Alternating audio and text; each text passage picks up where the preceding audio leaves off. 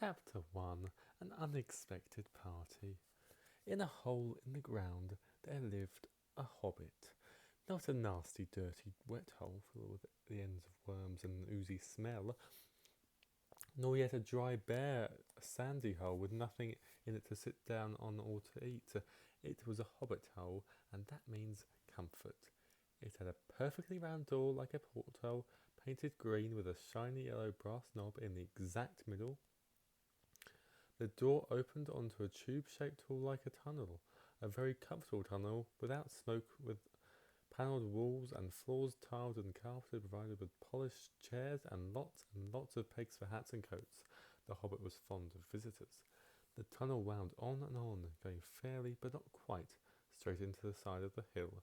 The hill, as the people for many miles round called it, and many more round doors opened out of it, first on one side, then on another. No going upstairs for the hobbit. Bedrooms, bathrooms, cellars, pantries, lots of these.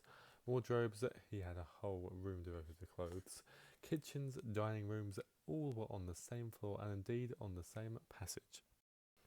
The best rooms were always on the left-hand side going in, for these were the only ones to have windows, deep-set round windows looking over his garden and meadows beyond, sloping down to the river. This hobbit was a very well-to-do hobbit, and his name was Baggins.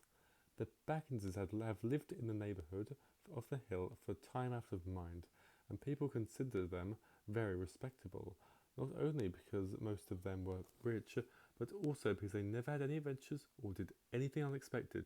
You could tell what a Baggins would say on the question of anything without even asking it. This is a story of how Baggins had an adventure and found himself doing and saying things altogether unexpected. He may have lost the neighbours' respect, but he gained, well, you'll see whether he gained anything in the end. The mother of our particular hobbit. What is a hobbit? I suppose hobbits need some description nowadays, since they have become rare and shy of the big people, as they call us. They are, or were, a little people about half our height, and smaller than the bearded dwarfs. Hobbits have no beards. There is little or no magic about them except the ordinary everyday sort, which helps them to disappear quietly and quickly when large stupid folk like you and me come blundering along, making a noise like elephants which they can hear a mile off. They are inclined to be fat in the stomach. They dress in bright colours, chiefly green and yellow, wear no shoes because their feet grow natural leathery soles, and thick warm brown hair like the stuff on their head, which is curly. Have long, clever brown fingers, good-natured face, and laugh deep, fruity laughs, especially after dinner, which they have twice a day when they can get it. Now you know enough to go on with.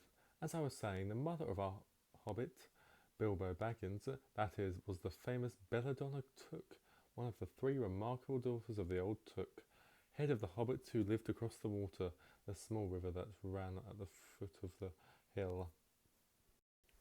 It was often said, in other families, that long ago one of the Took ancestors must have taken a fairy wife.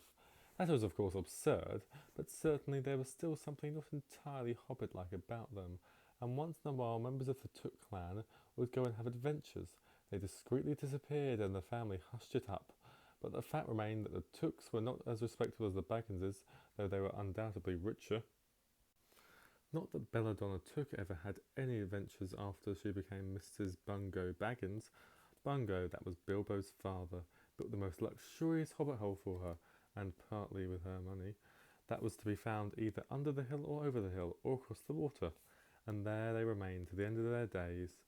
Still it is probable that Bilbo, her only son, although he looked and behaved exactly like a second edition of his solid and comfortable father, got something a bit queer in his make-up from the Took side. Something that only waited for a chance to come out. The chance never arrived until Bilbo was grown up, being about 50 years old or so, and living in the beautiful hobbit hole built by his father, which I've just described for you, until he had in fact apparently settled down immovably. By some curious chance, one morning long ago in the quiet of the world, when there was less noise and more green, and the hobbits were still numerous and prosperous, and Bilbo Baggins was standing in his door after breakfast, smoking an enormous long wooden pipe that reached nearly down to his woolly toes, neatly brushed, Gandalf came by.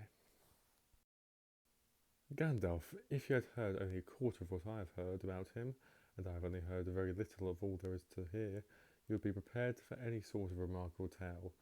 Tales and adventures sprouted up all over the place wherever he went, in the most extraordinary fashion. He had not been down that way under the hill for ages and ages, not since his friend the old Took died, in fact, and the hobbits had almost forgotten what he looked like. He'd been away over the hill and across the water on business of his own, since they were all small hobbit boys and hobbit girls. All that the unsuspecting Bilbo saw that morning was an old man with a staff. He had a tall, pointed blue hat, a long grey cloak, a silver scarf over which his long white beard hung down below his waist, and immense black boots. "Good morning," said Bilbo, and he meant it. The sun was shining and the grass was very green, but Gandalf looked at him from under long, bushy eyebrows that stuck out further than the brim of his shady hat. "What do you mean?" he said. "Do you wish me a good morning, or mean that it is a good morning whether I want it or not? Or that you feel good on this morning, or that it is a morning to be good on?" "All of them at once," said Bilbo, "and a very fine morning for a pipe of tobacco out of the doors, into the bargain. If you have a pipe about you, sit down and have a fill of mine. There's no hurry, we have all day before us." Then Bilbo sat down on a seat by his door, crossed his legs, and blew out a beautiful grey ring of smoke that sailed up into the air without breaking and floated away over the hill. "Very pretty," said Gandalf, "but I have no time to blow smoke rings this morning. I am looking for someone to share in an adventure that I am arranging, and it's very difficult to find anyone." "I should think so in these parts. We are plain, quiet folk, and I have no use for adventures, nasty, disturbing, uncomfortable things. Make you late for dinner. I can't think what anyone sees in them," said Mr. Baggins, and stuck one thumb behind his braces and blew out another, even bigger smoke ring. Then he took out his morning letters and began to read, pretending to take no more notice of the old man. He had decided that he was not quite his sort and wanted him to go away, but the old man did not move. He stood leaning on a stick and gazing at the hobbit without saying anything, till Bilbo got quite uncomfortable and even a little cross. "Good morning," he said at last. "We don't want any adventures here, thank you. You might try over the hill or across the water." By this he meant that the conversation was at an end. "What a lot of things you do use good morning for," said Gandalf. "Now you mean that you ought to get rid of me, and that it won't be good till I move off."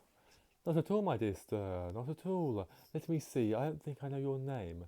Yes, my dear sir, and I do know your name, Mr. Bilbo Baggins, and you do know my name, though you don't remember that I belong to it. I am Gandalf, and Gandalf means me. To think that I should have lived to be good morning by Belladonna Took's son, as if I was selling buttons at the door." Gandalf, good gracious me! Not the wandering wizard that gave old Took a pair of magic diamond studs that fastened themselves and never came undone till ordered. Not the fellow who used to tell such wonderful tales at parties about dragons and goblins and giants and the rescue of princesses and the unexpected luck of the widow's son. Not the man that used to make such particularly excellent fireworks. I remember those. Old Took used to have them on Midsummer's Eve. Splendid! They used to go up like giant lilies and snapdragons and the Burmans of fire and hang in the twilight all evening. You will notice already that Mr. Baggins was not quite so prosy as he liked to believe. Also that he was very fond of flowers. Dear me, he went on, not the Gandalf who was responsible for so many quiet lads and lasses going off into the blue for mad adventures. Anything from climbing trees to visiting elves, or sailing in ships, sailing to other shores. Bless my life, used to be quite into... you used to upset things badly in these parts. Once upon a time, I beg your pardon, but I had no idea you were still in business." "Where else should I be?" said the wizard. "All the same, I'm pleased to find you remember something about me. You seem to remember my fireworks kindly, at any rate, and that is not without hope, indeed, for your old grandfather Took's sake, and for the sake of poor Belladonna. I will give you what you asked for." "I beg your pardon, I haven't asked for anything." "Yes, you have, twice now, my pardon. I give it to you. In fact, I will go so far as to send you to this adventure." "Very amusing for me, very good for you, and profitable too, very likely, if you ever get over it." "Sorry, I don't want any adventures, thank you. Not today, good morning, but please come to tea any time you like. Why not tomorrow? Come tomorrow, goodbye." With that, the hobbit turned and scuttled inside his round green door, and shut it as quickly as he dared, not to seem rude. Wizards, after all, are wizards.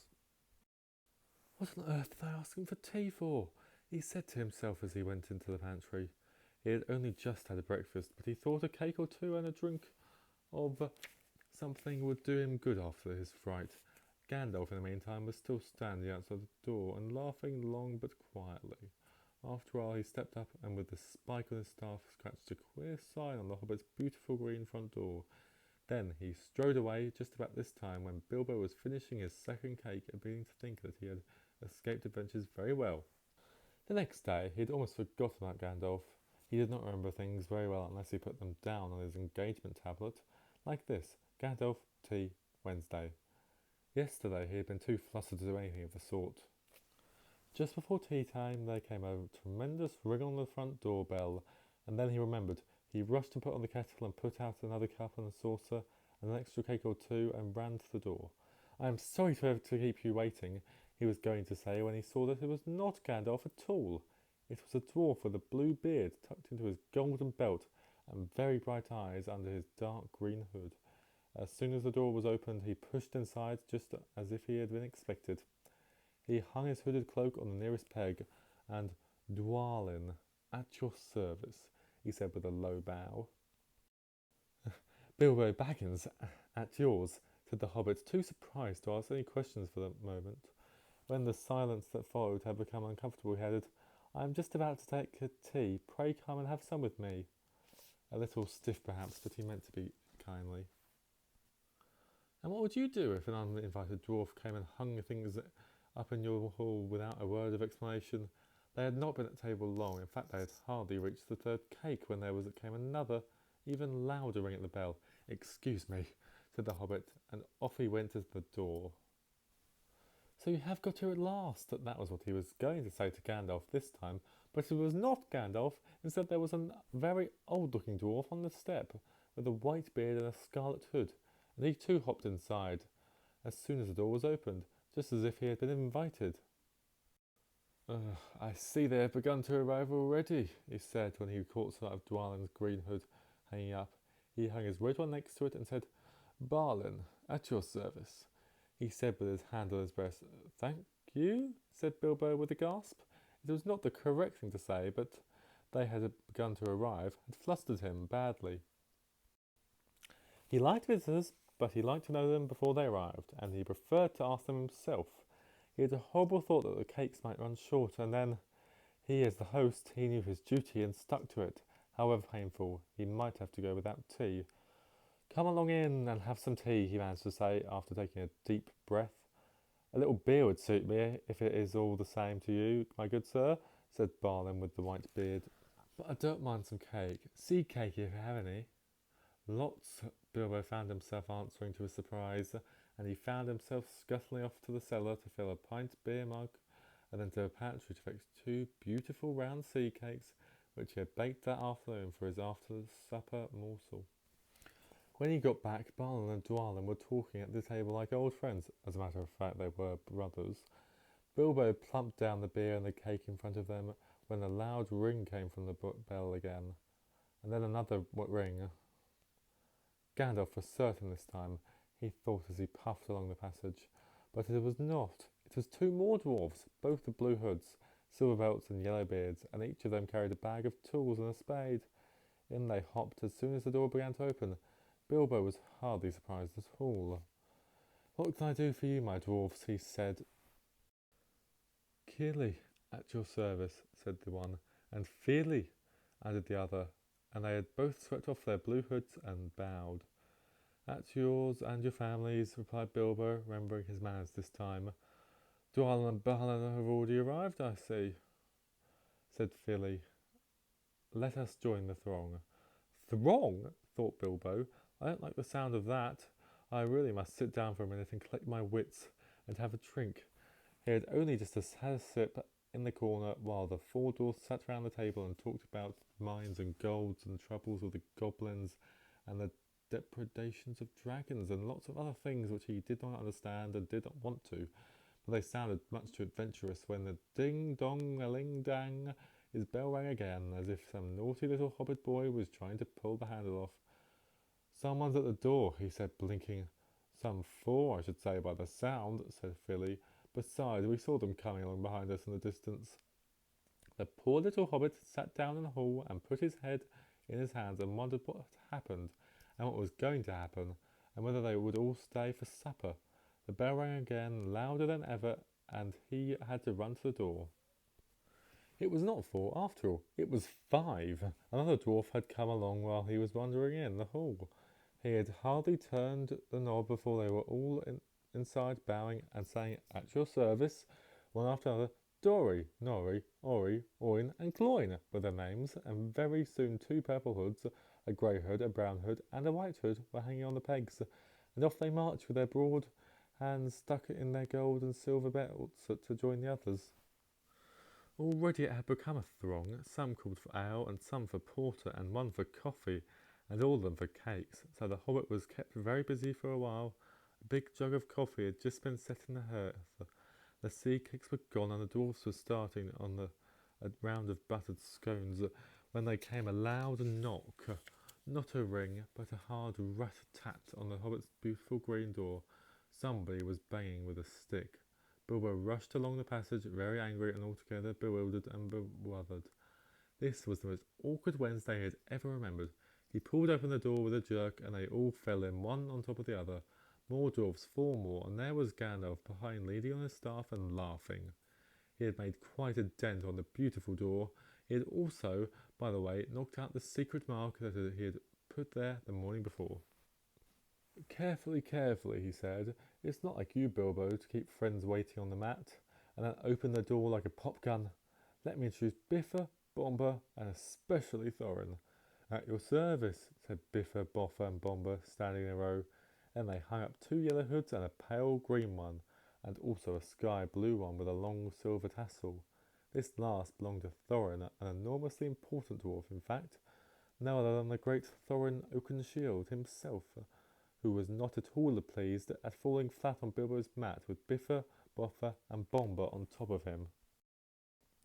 For one thing, Bomber was immensely fat and heavy.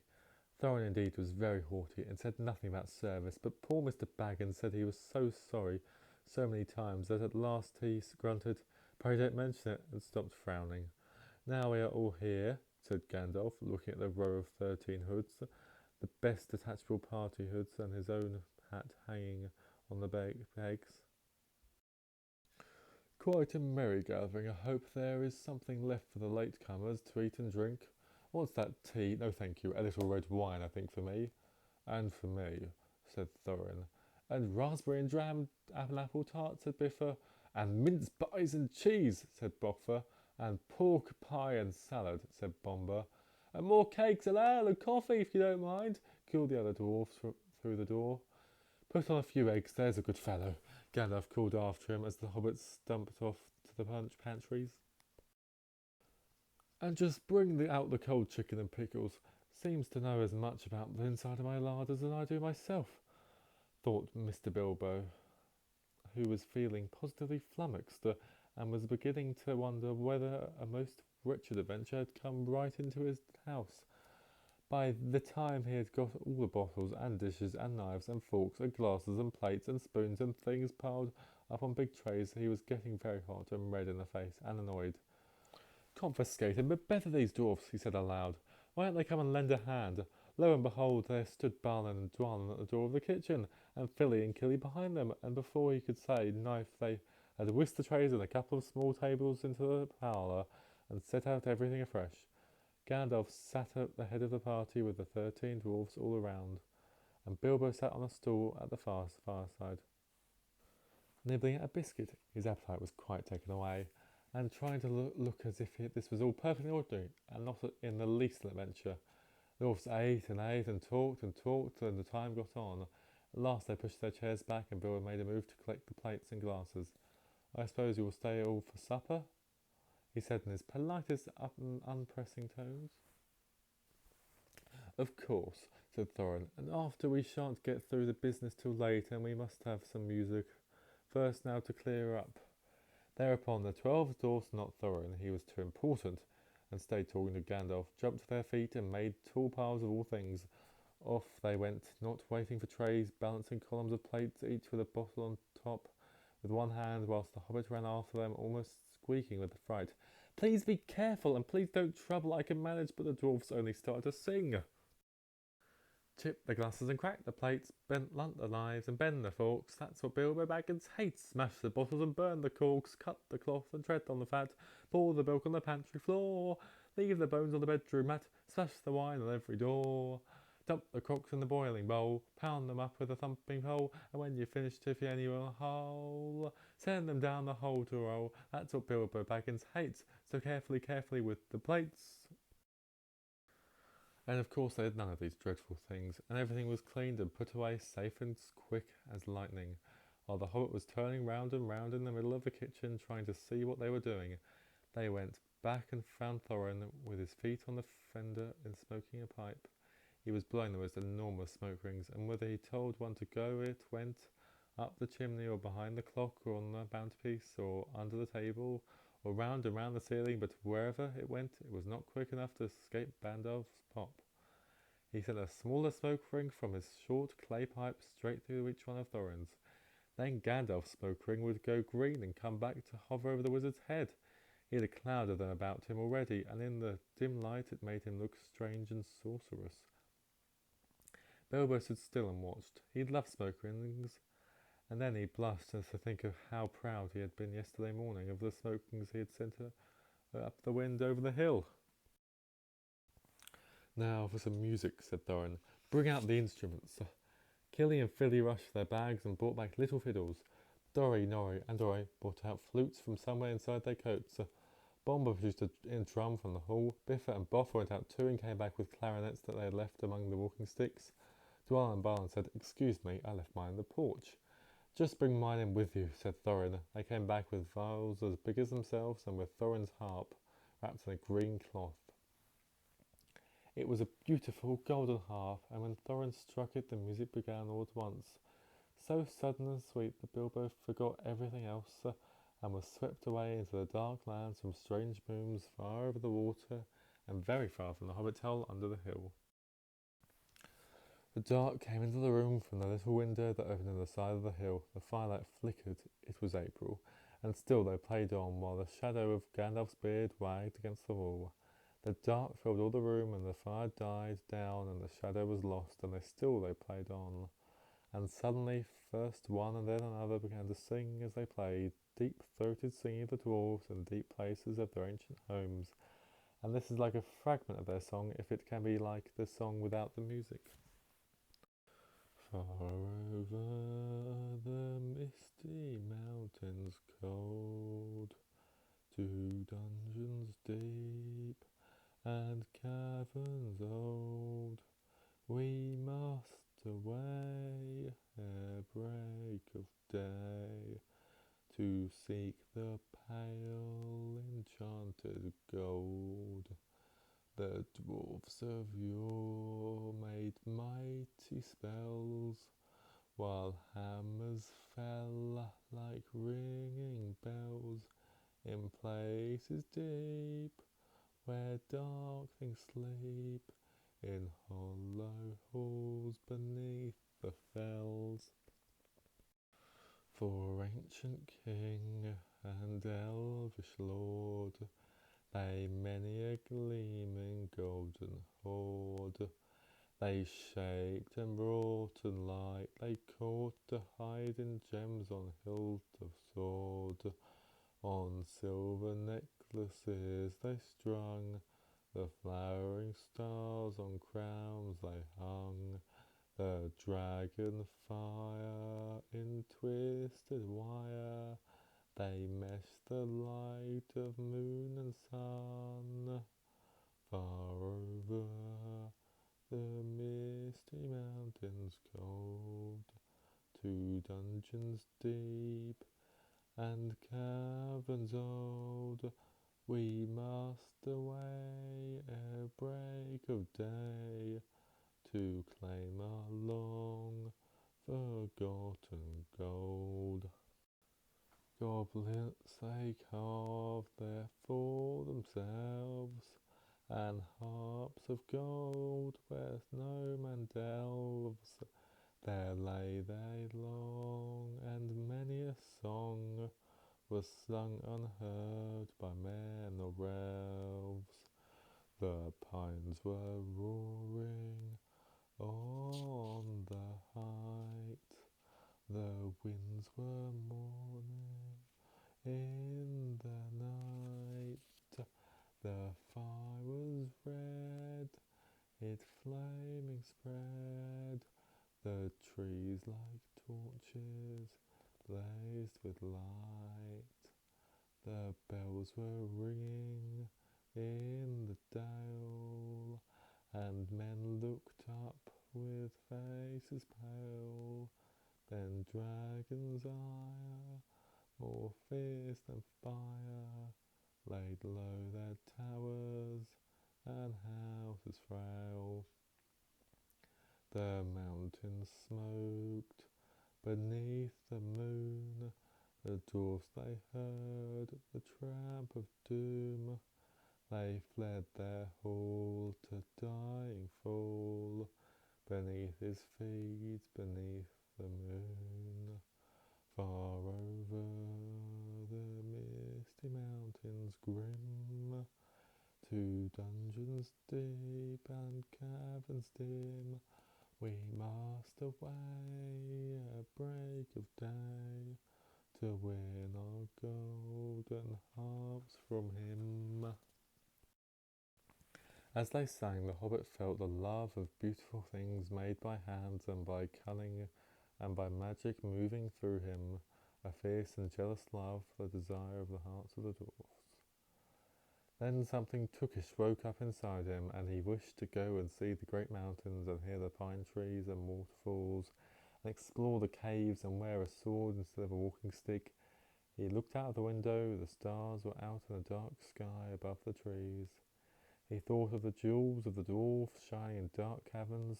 Suddenly, in the wood beyond the water, a flame leapt up, probably somebody lighting a wood fire, and he thought of plunging dragons settling up his quiet hill and kindling it all up in flames. He shuddered, and very quickly he was plain Mr. Baggins of Bag End Underhill again.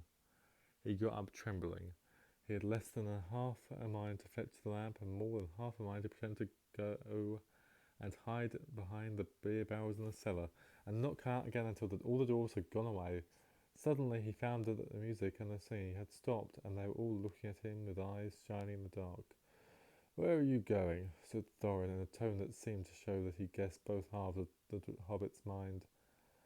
"What about a little light?" said Bilbo apologetically. "We like the dark," said all the dwarfs. "Dark for dark business. There are many hours before dawn." "Of course," said Bilbo, and sat down in a hurry. He missed the stool and sat in the fender, knocking over the poker and shovel with a crash. "Hush," said Gandalf. "Let Thorin speak." And this is how Thorin began. "Gandalf, dwarfs, and Mr. Baggins, we are met together in the house of our friend and fellow, this most excellent and audacious hobbit. May the hair on his toes never fall out. All praise to his wine and ale." He paused for a breath and for a polite remark from the hobbit, but the compliments were quite lost on poor Bilbo Baggins, who was wagging his mouth in protest at being called audacious, and, worst of all, my fellow conspirator. Thought no noise came out. He was so flummoxed, so Thorin went on. "We are met to discuss our plans, our ways, means, policy, and devices. We shall soon, before the break of day, start on our long journey, a journey from which some of us, or perhaps all of us, except our friend and counsellor, the ingenious wizard Gandalf, may never return. It is a solemn moment. Our object is, I take it, well known to us all. To the estimable Mr. Baggins, and perhaps to one or two of our younger dwarfs, I think I should be right in naming Philly and Killy, for instance. The exact situation at the moment may require a little brief explanation." This was Thorin's style. He was an important dwarf. If he had been allowed, he would probably have gone on like this until he was out of breath, without telling anyone there was anything that was not known already, but he was rudely interrupted. poor Bilbo couldn't bear it any longer. As May never returned, he began to feel a shriek coming up inside, and very soon it burst out like the whistle of an engine coming out of a tunnel. All the dwarfs sprang up, knocking over the table. Gandalf struck a blue light on the end of his magic staff, and in its firework glare the poor hobbit could be seen kneeling on the hearthrug, shaking like a jelly that was melting. Then he fell flat on the floor and kept calling out, "Struck by lightning! Struck by lightning!" over and over again, and that was all they could get out of him for a long time. So they took him and laid him out of the way on the drawing room sofa with a drink at his elbow, and they went back to their dark business. "Excitable little fellow," said Gandalf as they sat down again. "Gets funny queer fits, but he's one of the best, as fierce as a dragon in a pinch." If you have ever seen a dragon in a pinch, you realise that this was only political exaggeration applied to any hobbit, even to old Took's great-granduncle Bullroarer, who was so huge for a hobbit that he could ride a horse. He charged the ranks of the goblins of Mount Graham in the Battle of the Greenfields and knocked their king Gulflimble's head clean off with a wooden club, sailed 100 yards through the air and went down a rabbit hole, and in this way the battle was won and the game of golf was invented at the same moment. In the meanwhile, however, Bullroarer's gentler descendant was arriving in the drawing room. After a while and a drink, he crept nervously to the door of the parlour. This is what he heard Gloin speaking. "Humph," or some snort more or less like that. "Will he do you think it is very well for Gandalf to talk about this hobbit being fierce? That one shriek like that in a moment of excitement would be enough to wake the dragon and all his relatives and kill the lot of us. I think it sounded more like fright than excitement. In fact, if it had not been for the sign on the door, I should have been sure we had come to the wrong house. As soon as I clapped eyes on the little fellow bobbing and puffing on the mat, I had my doubts. He looks more like a grocer than a burglar." Then Mr. Baggins turned the handle and went in. The Took-sided one. He suddenly felt he would go without bed and breakfast to be thought fierce. As for little fellow bobbing on the mat, it almost made him really fierce. Many a time afterwards the Baggins part regretted what he did now, and he said to himself, "Bilbo, you're a fool. You walked right in and put your foot in it." "Pardon me," he interrupted. "If I have overheard words that you were saying, I don't pretend to understand what you are talking about, or your reference to burglars, but think I am right in believing," this is what he called being on his dignity, "that you think I am no good. I will show you. I have no signs on my door. It was painted a week ago, and I am quite sure you have come to the wrong house. As soon as I saw your funny faces on the doorstep, I had my doubts, but treat it as you the right one. Tell me what you want done. I will try it if I have to walk from here to the east, and fight the wild wereworms in the last desert. I had a great-great-granduncle once, Bullroarer took, and—" Yes, but that was long ago," said Gloin. "I was talking about you, and I assure you there is a mark on this door, the usual one in the trade, or used to be. Burglar wants a good job, plenty of excitement, and reasonable reward. That's how it is usually read. You can say expert treasure hunter instead of burglar, if you like. Some of them do. It's all the same to us. Gandalf told us that there was a man of this sort in these parts, looking for a job at once, and that he would arrange for a meeting here this Wednesday tea time." "Of course there is a mark," said Gandalf. "I put it there myself for very good reasons. You asked me to find the 14th man for your expedition, and I chose Mr. Baggins. Just let anyone say I chose the wrong man or the wrong house, and you can stop at 13 and have all the bad luck you'd like, or go back to digging coal." He scowled sighingly at Gloin the dwarf that huddled back in his chair, and when Bilbo tried to open his mouth to ask a question, he turned and frowned at him and stuck out his bushy eyebrows till Bilbo shut his mouth tight with a snap. "That's right," said Gandalf. "Let's have no more argument. I have chosen Mr. Baggins, and that ought to be enough for all of you. If I say he's a burglar he is, or will be when the time comes. There is a lot more to him than you guess, and a deal more than he has any idea of himself.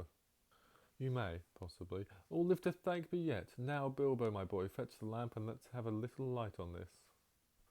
On the table, in the light of a big lamp with a red shade, he spread a piece of parchment rather like a map. "This was made by Thror, your grandfather, Thorin," he said in answer to the dwarf's excited questions. "It is a plan of the mountain." "I don't see that this will help us much," said Thorin disappointedly after a glance. "I remember the mountain well enough and the land about it, and I know where Mirkwood is and the withered heath, where the great dragon's bread. There is a dragon marked in the road on the mountain, said Balin. But it will be easy enough to find him without that if we ever do arrive there. There is one point that you haven't noticed, said the wizard, and that is the secret entrance. You see that ruin on the west side and the hand pointing it from the other ruins? That marks a hidden passage to the lower halls. It may have been secret once, said Thorin, but how do we know that it is secret any longer? Old Smaug has lived there long enough now to find out anything there is to know about those caves. He may, but he can't have used it for years and years. Why? Because it's too small. 5 feet high the door, and 3 may walk abreast, say, the ruins. But Smaug could not creep into a hole that size, not even when he was a young dragon. Certainly not after devouring so many of the dwarfs and men of Dale. Seems a great big hole to me, squeaked Bilbo, who had no experience of dragons and only of hobbit holes. He was getting excited and interested again, so that he forgot to keep his mouth shut. He loved maps, and in his hall there was a huge and large one of the country round, with all his favourite walks marked on it in red ink. How could such a large door be kept secret from everybody outside, apart from the dragon? He asked. He was only a little hobbit, you must remember. In lots of ways, said Gandalf, but in what way this one has been hidden we don't know, without going to see. From what it says on the map, I should guess that there is a closed door, which has been made to look exactly like the side of the mountain. That is the usual dwarf method. I think that is right, isn't it? Quite right, said Thorin. Also, went on Gandalf, I forgot to mention that with the map went a key, a small and curious key. Here it is, he said, and handed it to Thorin. A key with a long barrel and intricate boards made of silver. Keep it safe. Indeed I will, said Thorin, and he fastened it upon a fine chain that hung about his neck and under his jacket. Now things begin to look more hopeful. This news alters them much for the better. So far we had no clear idea what to do. We thought of going east, as quiet and careful as we could, as far as the long lake. After that the trouble would begin. A long time before that, if I know anything about the roads east, interrupted Gandalf. We might go from there up along the river running, went on Thorin, taking no notice, and so to the ruins of Dale, the old town of the valley there, under the shadow of the mountain. But we none of us like the idea of the front gate. The river runs right out of it through the great cliff at the south of the mountain, and out of it comes the dragon, too far, too often, unless he has changed his habits. That would be no good, said the wizard. Not without a mighty warrior, even a hero. I tried to find one, but warriors are busy fighting one another in distant lands, and in the neighbourhood heroes are scarce, or simply not to be found. The swords in these parts are mostly blunt, and axes are used for trees, and shields as cradles or dish covers, and dragons are comfortably far off, and therefore legendary. That is why I settled on burglary, especially when I remembered the existence of a side door. And here is our little Bilbo Baggins, the burglar, the chosen and selected burglar. So now let's go on and make some plans. Very well then, said Thorin. Supposing the burglar expert give us some ideas or suggestions? He turned with mock politeness to Bilbo. First, I should like to know a bit more about things, said he, feeling all confused and a bit shaky inside, but so far still tookishly determined to go on with things. I mean about the gold and the dragon and all that, and how it got there, and who it belongs to, and so on and there further. Bless me, said Thorin. Haven't you got a map, and didn't you hear our song, and haven't you been talking all about this for hours? All the same, I should like it all plain and clear, said he, ostensibly putting out his business manner, usually reserved for people who tried to borrow money of him, and doing his best to appear wise and prudent and professional, and live up to Gandalf's recommendation. Also, I should like to know about the risks, out-of-pocket expenses, time required and remuneration, and so forth, by which he meant, what am I going to get out of it, and am I going to come back alive? Oh, very well, said Thorin. Long ago, in my grandfather Thor's time, our family was driven out of the far north and came back with all their wealth and their tools to this mountain on the map. It had been discovered by my ancestor Thrain the Old, but now they mined and they tunnelled and they had made huge halls and great workshops. And in addition, I believe they found a good deal of gold and a great many jewels too. Anyway, they grew immensely rich and famous, and my grandfather was king under the mountain again, and treated with the same great reverence by the mortal men who lived in the south, and were gradually spreading up the running river as far as the valley overshadowed by the mountain. They built the merry town of Dale there in those days. Kings used to send for our smiths and reward even the least skilful most richly. Fathers would beg us to take their sons as apprentices and pay us handsomely, especially in food supplies, which we never bothered to grow or find for ourselves. Altogether those were the good days for us, and the poorest of us had money to spend and to lend, and leisure to make beautiful things just for the fun of it, not to speak of the most marvellous and magical toys, the like of which has not been found in the world nowadays. So my grandfather's halls became full of armour and jewels and carvings and cups, and the toy market of Dale was the wonder of the north. Undoubtedly that was what brought in the dragon. Dragons steal gold and jewels, from men and elves and dwarves, wherever they can find them. And they guard their plunder as long as they live, which is practically forever unless they are killed, and never enjoy a broad swing of it. Indeed, they hardly know a good bit of work at that from a bad, though they usually have a good notion for the current market value, and they can't make a thing for themselves, not even mend a little loose scale of their armour. There were lots of dragons in the north in those days, and gold was probably getting scarce up there, with the dwarfs flying south or getting killed, and all the general waste and destruction that dragons made, going from bad to worse. There was a most specially greedy, strong, and wicked worm called Smaug. One day he flew up into the air and came south. The first we heard of it was a noise like a hurricane coming from the north, and the pine trees on the mountains creaking and crackling in the wind. Some of the dwarfs who happened to be outside, I was one luckily, a fine adventurous lad in those days, always wandering about, and it saved my life that day. Well, from a good way off we saw the dragon settle on a mountain in a spout of flame. Then he came down the slopes, and when he reached the woods they all went up in fire. By that time all the bells were ringing in Dale and the warriors were alarming. The dwarves rushed out of their great gate, but there was the dragon waiting for them. None escaped that way. The river rushed up in a stream, and the fog fell on the Dale. And in the fog the dragon came on them and destroyed most of the warriors. The usual unhappy story, it was only too common in those days. Then he went back and crept in through the front gate, and rooted out all the halls and lanes and tunnels, alleys, cellars, mansions and pastures. After that there were no dwarfs left alive inside, and he took all their wealth for himself. Probably for that is the dragon's way. He has it piled all up in a great heap far inside, and sleeps on it for a bed. Later he used to crawl out of the great gate and come by night to the Dale and carry away people, especially maidens, to eat, until Dale was ruined and all the people dead or gone. What goes on there now I don't know for certain, but I don't suppose anyone lives near the mountain. Then the far edge of the long lake nowadays. The few of us that were well outside sat and wept in hiding and cursing Smaug, and there was unexpectedly joined by my father and grandfather, with singed beards. They looked very grim, but they said very little. When I asked how they had got away, they told me to hold my tongue and said that one day in the proper time I should know. After that we went away, and we had to earn our livings as best we could. Up and down the lands, often enough sinking as low as blacksmith work or even coal mining. And even now, when I will allow we have a good bit laid by and are not so badly off, here Thorin stroked the gold chain around his neck, we still mean to get it back and to bring our curses home to Smaug, if we can. I have often wondered about my father's and grandfather's escape. I see now they must have had a private side door which only they knew about. But apparently they made a map, and I should like to know how Gandalf got hold of it, and why it did not come down to me, the rightful heir.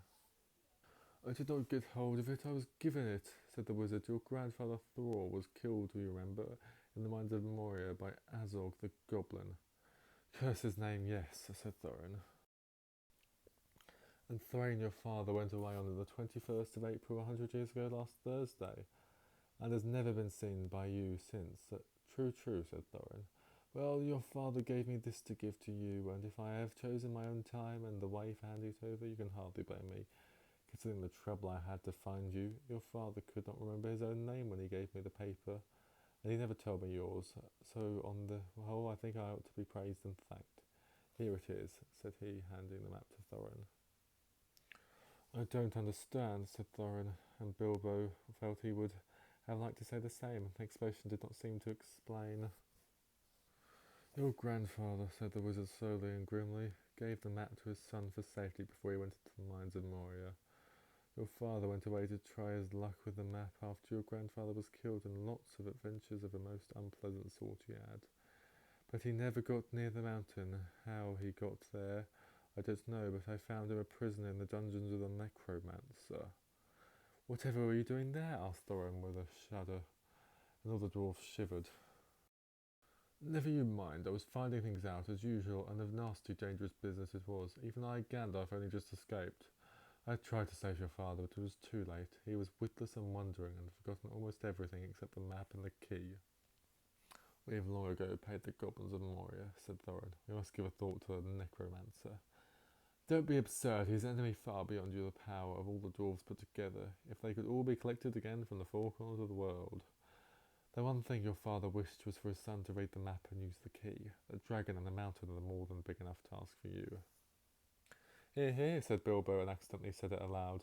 Hear what? They all said, turning suddenly towards him, and he was so flustered that he answered, Hear what I have got to say. What's that? They asked. Well, I should say that you ought to go east and have a look around. After all, there is a side door, and dragons must sleep sometimes, I suppose. If you sit on the doorstep long enough, I dare say you will think of something. And well, didn't you know, I think we have talked long enough for one night, if you see what I mean. What about bed and early start and all that? I will give you a good breakfast before you go. Before we go, I suppose you mean, said Thorin. Aren't you the burglar, and isn't sitting on the doorstep your job? Not to speak of getting inside the door. But I agree about bed and breakfast. I like 6 eggs on my ham when starting on a journey, fried, not poached, and mind you don't break 'em. After all the others had ordered their breakfasts without so much as a please, which annoyed Bilbo very much, they all got up. The Hobbit had to find room for all of them, and filled all his spare rooms, and made beds on chairs and sofas before he got them all stowed, and went to his own little bed, very tired and not altogether happy. One thing he did make his mind up about was not to bother to get up very early to cook everybody else's wretched breakfast. The tookishness was wearing off, and he was not quite so sure that he was going on any journey in the morning. As he lay in his bed, he could still hear Thorin still humming to himself in the best bedroom next to him. Far over the misty mountains cold, to dungeons deep and caverns old, we must away ere break of day, to find our long forgotten gold. Bilbo went to sleep with that in his ears, and it gave him very uncomfortable dreams. It was long after the break of day when he woke up.